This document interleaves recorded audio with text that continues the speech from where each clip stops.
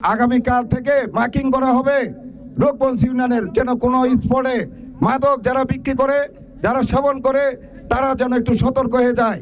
কারণ আমরা আগামী এক সপ্তাহ পর পর প্রতিটা ওয়ার্ডে একটা একটা করে মাদক বিরোধী অভিযান আমরা পরিচালনা করব। আমরা সদস্য অথবা প্রশাসক এটা আমি মনে করি না। আমি মনে করি আমার রূপগঞ্জ ইউনিয়নের সমস্ত নেতা কর্মী অঙ্গ সংগঠনের যারা আছেন সবাই প্রশাসক। আপনারা সবাই আমাকে সহযোগিতা করবেন, আমি আপনাদের সাথে আছি। আপনারা যখন যা বলবেন, আর আমার যদি কোনো ভুল ত্রুটি হয় আপনারা আমাকে বলবেন, আমি ইনশাল্লাহ অবশ্যই এটা শুধাই নিব ইনশাল্লাহ। যারা নতুন প্রশাসক হয়েছেন, সদস্যবৃন্দ হয়েছেন, ওনাদের উদ্দেশ্যে দুই একটি কথা বলতে চাই। দেখেন, এটি খুব কম সময়ের জন্য আপনারা হয়েছেন। কেউ যদি এখান থেকে যদি চেয়ারম্যান হতে চান, কেউ যদি মেম্বার হতে চান, তাহলে আপনাদের কাজ করতে হবে। কারণ চেয়ারম্যান আর মেম্বার হইতে গেলে মানুষের ভোট লাগবে।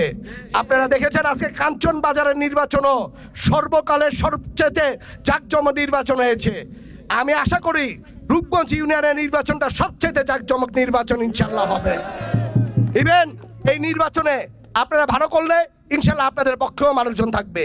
কিন্তু আপনারা সবসময় চেষ্টা করেন মানুষের কল্যাণে থাকতে, কারণ মানুষই সর্বশক্তির উৎস। মানুষ চাইলে সব কিছু করতে পারে, আমি এটা বিশ্বাস করি। আমাদের দেশ নায়ক তারেক রহমান সাহেবের একটি অঙ্গীকার যে এই দেশে প্রতিটি বাচ্চা শুধু শিক্ষিত না, সুশিক্ষিত হবে। প্রতিটি মানুষ যাতে আপনার চিকিৎসা ব্যবস্থা পায়, ইভেন ফ্যামিলি কার্ডের মাধ্যমে, যাতে আমাদের ঘরের মহিলারা যাতে তারা ঘরে বসে থাকলেও যাতে টাকা পায়, ইভেন কৃষকরা যাতে তারা যাতে তাদের কৃষি কার্ড যাতে পায়, এই চেষ্টাটা করছে। আমি চেষ্টা করব রূপগঞ্জবাসীকে সর্বোচ্চ যাতে এই কার্ডটা দিতে পারে। আপনারা সকলে আমার জন্য দোয়া করেন যাতে আপনাদেরকে নিয়ে স্বপ্নের রূপগঞ্জটা যাতে করতে পারি। বিএনপি পরিবারের সাথে একসাথে মিলে আমরা এই স্বপ্নের রূপগঞ্জবাসীকে উপহার দিতে চাই, যাতে পরের জেনারেশন যাতে বলে যে বিএনপি পরিবার, এই বিএনপি পরিবারটা রূপগঞ্জবাসীর জন্য কিছু মঙ্গল করে গিয়েছে।